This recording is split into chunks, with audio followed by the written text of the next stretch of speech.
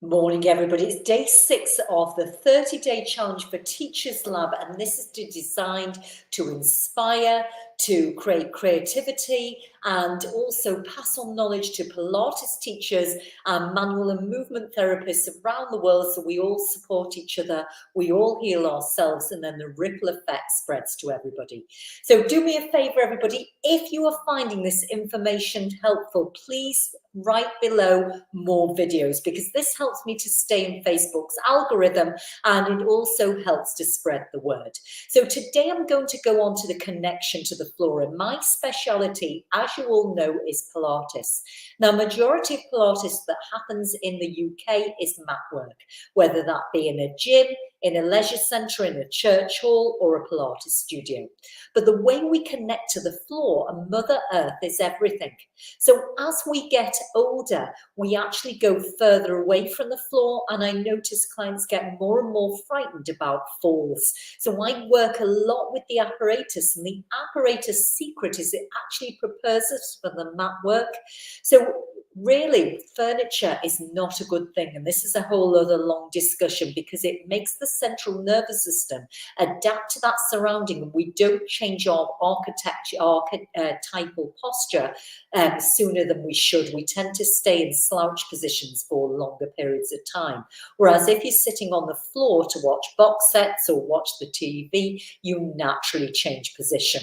So an architectural posture or an architectural movement is actually our natural resting position on the floor, and there are many of them. But today I'm going to target supine, which is what most of the Pilates repertoire would be. Now, so I want you to lie down on the floor and find a space, and it doesn't matter where you are. That's it, just find a space down towards the floor. Now then, finding that space, everybody, either have your legs straight or your legs bent in, and just build awareness. Notice where you are. Now, when you lie on the floor, areas of tightness or where you're in fight, flight, fright, and freeze, which is where you're holding a lot of tension, is usually the lower back, the back of the shoulders, and the neck. So in my experience, in most clients, including most teachers, including myself, they are poorly connected to the floor. So when the gravity is working against us instead of for us, we're going to use more energy in the way that we move. So we want to think of the floor coming up to connect to us, as well as dropping down. So it's that sinking feeling. Now see if you can stretch your legs out. How long can you stay like that? Is it comfortable? Do you feel it in your lower back? Is your lower back dropping more? So even before we start to move in life, before we start to do our mat work or our floor work, it's important just to reflect where we are. Now, this little live stream today is only 1 or 2 minutes, yeah? I don't want to really have lots of time, keep you here for 10, 15 minutes, but before we start to move, we want to build our awareness of where we are with the floor. Okay, so that will lead on to the mat work. That will lead into our lower abdominals too, which I'll be going on tomorrow. So it's really, really important to connect to the floor first, build awareness of how you are and where you feel. Otherwise, we're just going off on a rampage of exercises without thinking about Mother Earth connection, our grounding, our feet, our body parts to the floor.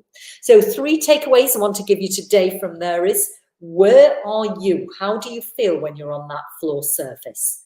Number 2, what areas are tight and resisting dropping to the floor? And I gave you 3 examples.